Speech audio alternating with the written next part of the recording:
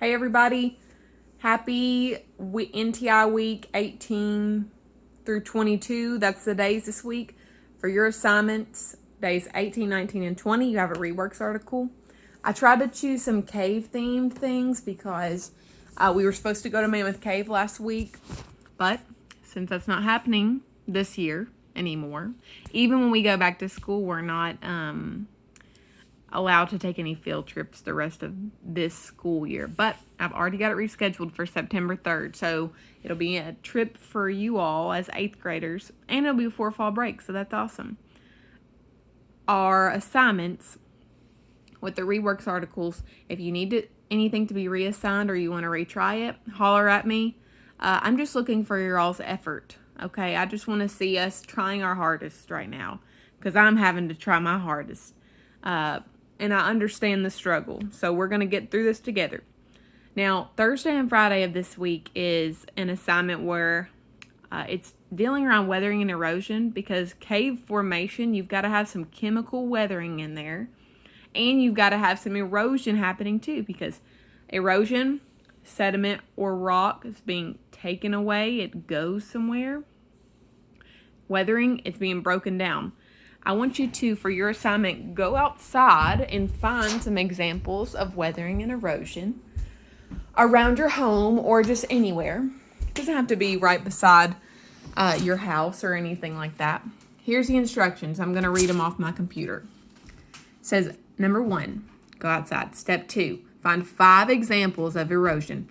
Remember, erosion can be caused by wind, water, or ice, or gravity. So look for a steep slope and it's got some evidence that dirt has like rolled down it, or maybe there's a pile of rocks at the bottom. Well, gravity would have pushed it to go there.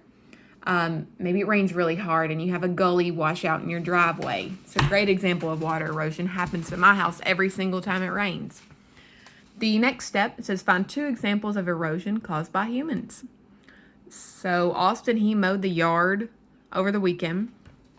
Maybe he's gonna drive the mower without the blades on over the driveway to cross and mow the other part of our yard. Well, maybe a tire picks up a rock and kicks it somewhere. Technically, that counts as erosion. Okay. He could be weed eating, rip up a bunch of weeds on the bank that's in front of our house, and it knocks loose some soil and the soil rolls down the bank.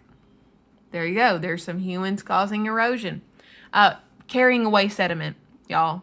Find an example of you or your family or somebody, construction workers, it doesn't matter, influencing the environment and moving sediment from place to place. The last step of this, second to last, find 3 examples of weathering. So rock being broken down. Rock could be frozen and then the next morning it thaw out, broke up the rock. Weathering. It could be a pothole on the road. That's happened because ice has gotten into the cracks over time and then melted, and then a car's driven over it about 50 billion times, and then the roads broke up. Lots of examples there. Rock and sediment being broken down. And then the last step, find 1 place that could lead to cave formation or be related to cave formation. Look for sinkholes, y'all. Find me a sinkhole or a place where water drains. In my yard, oh gosh, I'm stuck. So, I don't know if you can even see. All right, so if you look in the far part of my yard, you'll see a dip. That could eventually, think a long time from now, become a cave. Because water, when it rains really hard, it piles up in that gully. And it's actually there because a tree was there a long time ago. It was ripped up. Well, now its roots have finally decomposed and the ground's fallen in. And water piles up in it. That water's draining somewhere. So it could maybe be forming some sort of sinkhole, which could open up to a cave one day. Who knows? Hopefully not, because our house is here. But, that's your assignments for the week. Hope I haven't rambled too hard. If you need anything, holler at me. If you need to redo something, holler at me. If you don't like your grade and you need some points, holler at me. We're going to fix it, y'all. Have a great week.